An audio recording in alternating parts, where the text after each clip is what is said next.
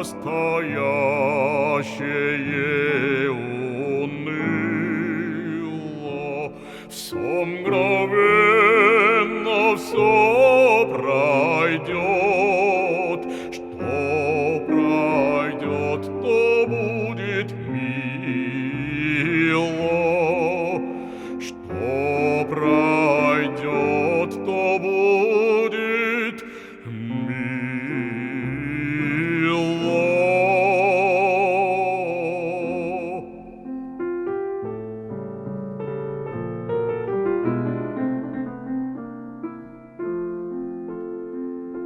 삶이 그대 속일지라도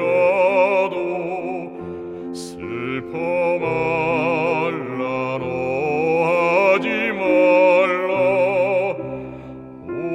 오란 날 견디면 기쁨의 날이 오리니, 마음은 미래에 살고 또 현재는 슬픈 것, 모든 것은 순간으로 다 지나가는 것이며 지나가는 것은 소중한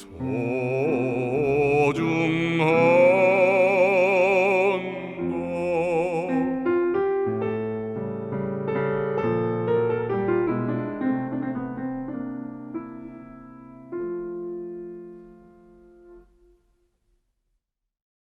안녕하세요.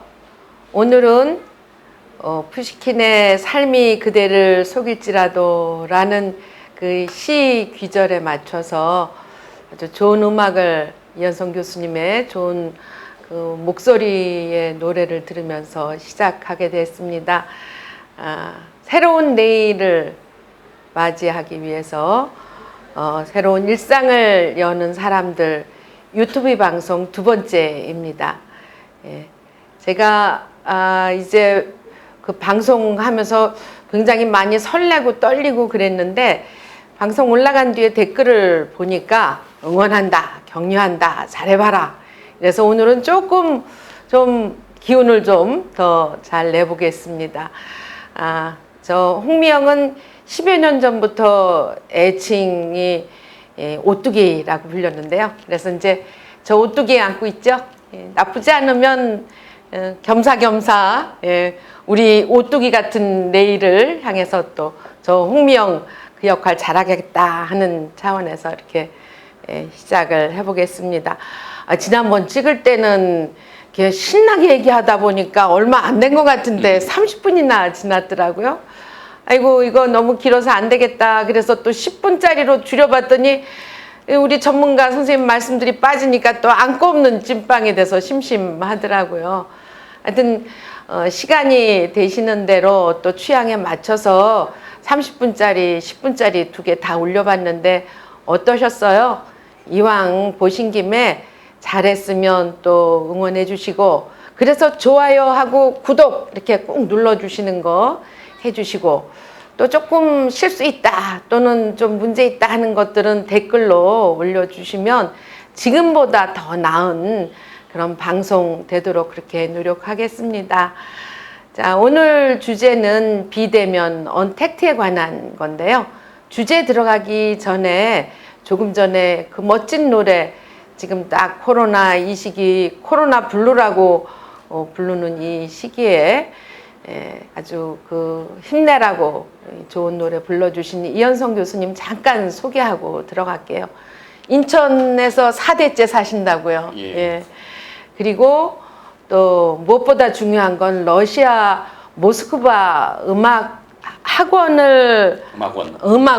음악원을 졸업하시고 또 직접 푸틴 대통령으로부터 훈장을 받으셨습니다. 아주 우리 인천에서나 세계적으로나 이렇게 러시아의 노래를 우리가 가깝게 들을 수 있는 아주 좋은 역할을 해주시는데 얼마 전에 또 푸틴 대통령 왔을 때도 청와대에 가서 직접 환영 공연 때 노래도 부르셨다고 들었습니다.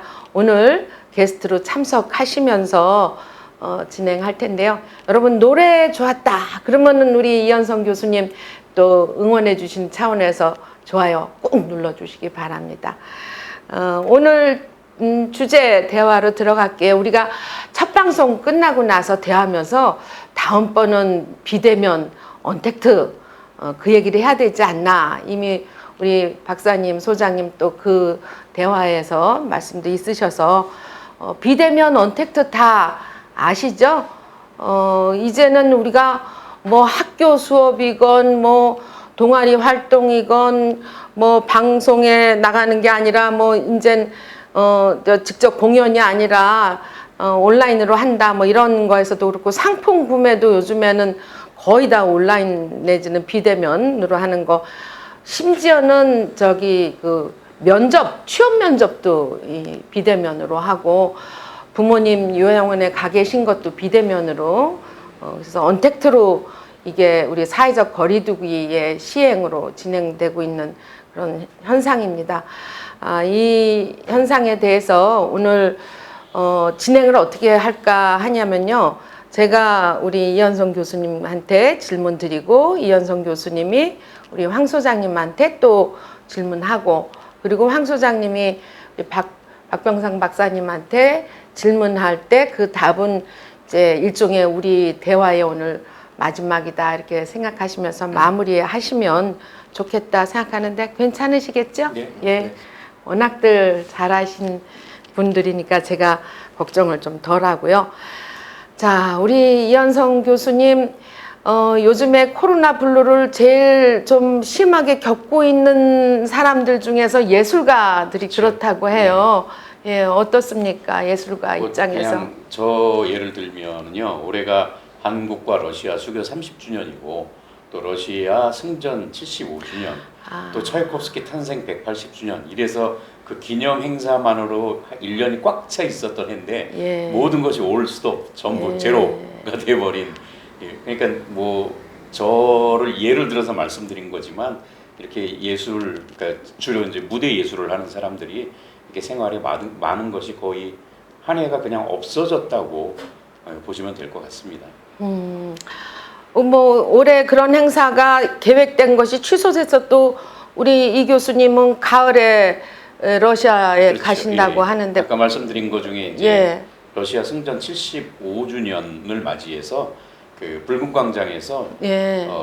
세계 각국의 정상을 모셔놓고 세계 120개 국가에서 약 100명 정도의 음악가들이 예. 모여서 러시아 승전에 관한 노래를 부를 그런 공연을 가질 예정이었는데 예. 제가 이제 한국에서 유일하게 초청을 받았죠. 예. 이게 했으면은 5월 9일에 했어야 되는 행사인데 예. 한 번 7월로 연기되고 지금 또 연기돼서 9월 6일에 이 행사를 한다고 예. 최종적으로 연락이 왔는데 그것도 사실 지금은 아이고. 불확실한 상황입니다. 예, 꼭 이번에 가시는 건 잘 네. 되고 우리 예술인들을 대표해서라도 뭔가 이 돌파구, 활기 이런 것들을 만들어내는 그 계기가 되었으면 좋겠습니다. 감사합니다. 예.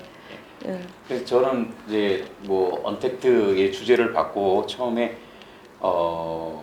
공연 예술, 무대 예술을 하는 저 입장에서 이제 그런 걸 먼저 한번 생각을 해봤습니다. 이제 한국과 러시아의 이 공연 예술을 중심으로 한 예술이 어떻게 좀 차이가 있을까?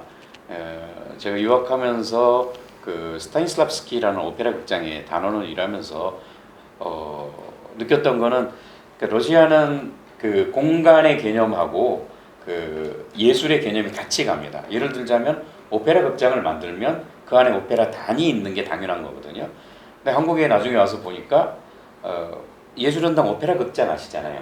예술전당 오페라 극장에는요 오페라 단이 없습니다. 오페라 극장은 있는데 오페라 단이 없어요. 그 안에. 예. 그 오페라 오케스트라도 없고 아무것도 없어요.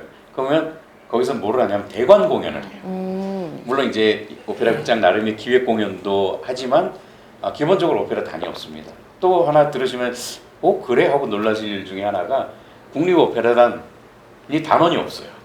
국립오페라단은 단장님과 사무직원만 있고 단원이 없어요. 그때 연주자들을 초청을 해서 쓰고 이러는데 그러니까 공연의 이 공간의 개념하고 그 안에 예술가들의 개념 이런 게 같이 있지가 않은 거거든요.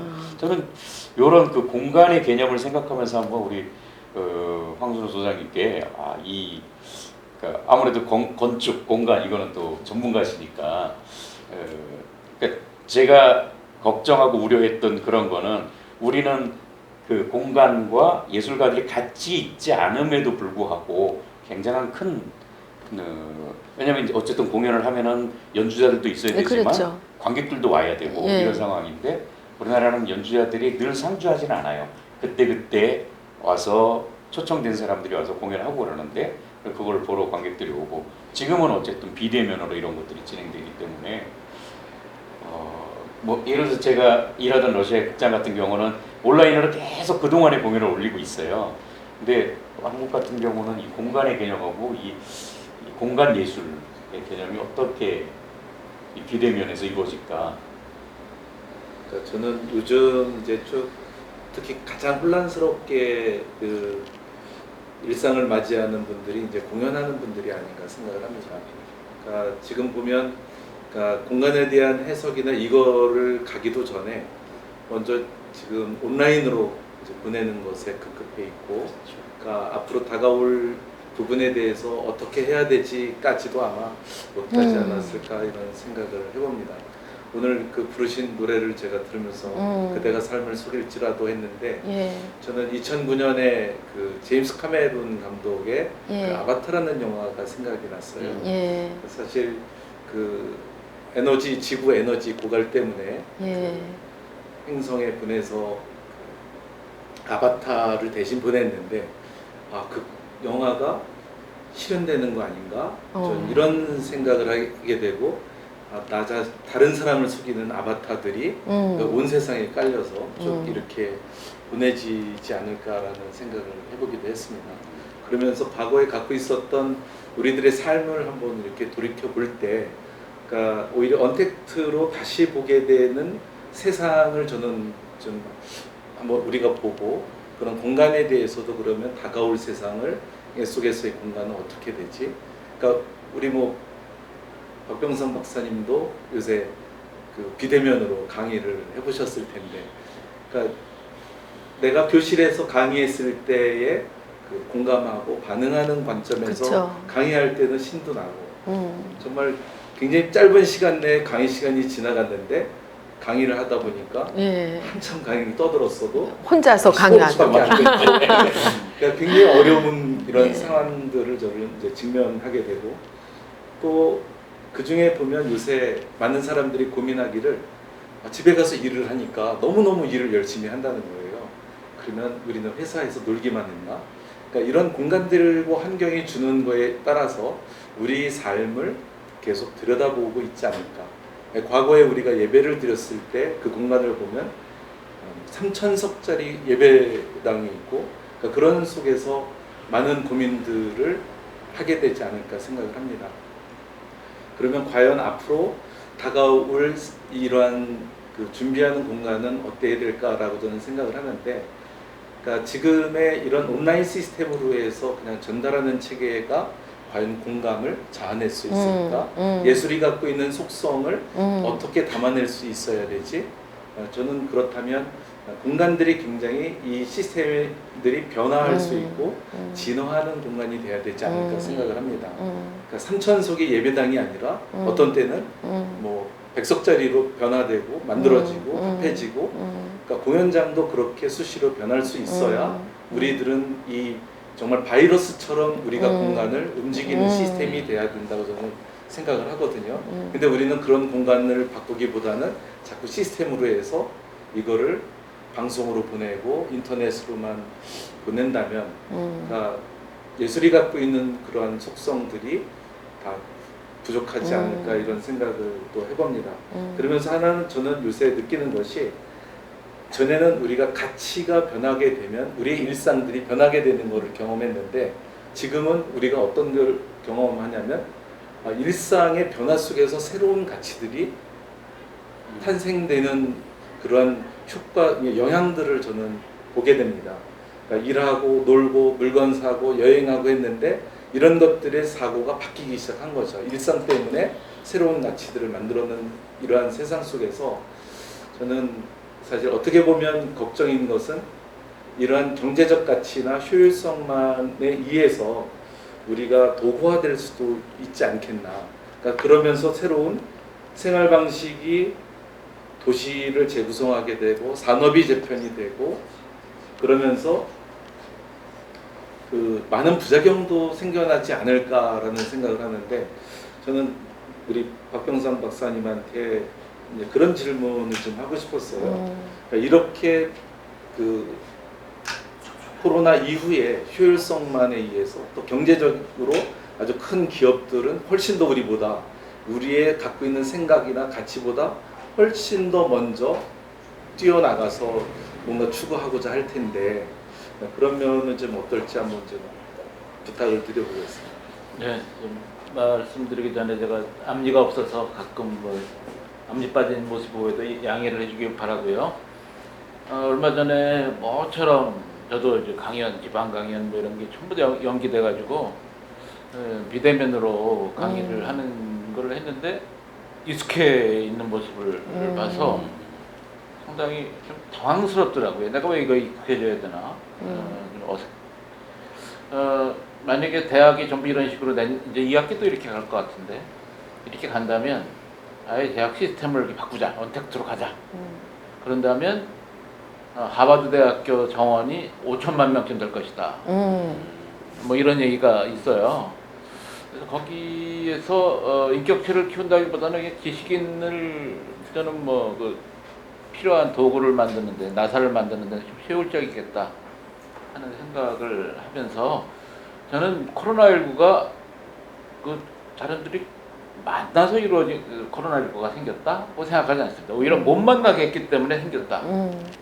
내 의지가 완전히 개입되지 않고 남의 의지, 다국적 기업에 의해서, 빅브라더에 의해서 내가 언제 태어나서 뭘 어떤 공부를 하고 어느 대학 가서 뭘 하고 어느 기업 가고 이래야 너는 성공한 것이다 라는 식의 그 스타일대로만 가지 않으면 안 되는 그런 거긴 나는 내 의지는 개입될 수가 없어요. 정말 내가 진정 내가 하고 싶은 게 뭔지 생각할 수가 없는 거죠. 내가 음식을 뭐 먹을까도 내가 조리할 수 있는 게 아니고 그 다국적 기업에서 만든 거를 먹을 수밖에 없고 그러니까 뭐 그 맥도날드 화라고 얘기하는데 다국적 기업에서 만든 어떠한 맛을 만들기 위해서 그 형태를 만들기 위해서 품종 개량을 해야 돼요. 뭐 손이 뭐 그 감자니 이런 것까지 그 키우는 방법까지 세팅이 돼야 되고 약간의 문제가 생기면 그때는 다양성이 없으니까 질병에 무작정 노출되는 거죠. 그러니까 지금 이런 것이 음식뿐만 아니라 제도까지도 마찬가지다. 대학까지도 우리 뭐 삶의 방식까지도. 그래서 거기에 내가 개입할 수 있고 내가 스스로 뭐 할 수 있는 거 없고. 그러니까 누가 아프다. 그러면 왜 아픈지 이런 거 가서 다독거리고 왜 같이 걱정해주고 고민해주는 게 아니라 그러면 병원에 가야지. 이렇게 돼버리는 거에서 우린 이제 예. 관계가 끊어지면서 예. 이런 질병이 고속도로를 타고 오고 예. 비행기를 타고 오는 게 아닌가. 예.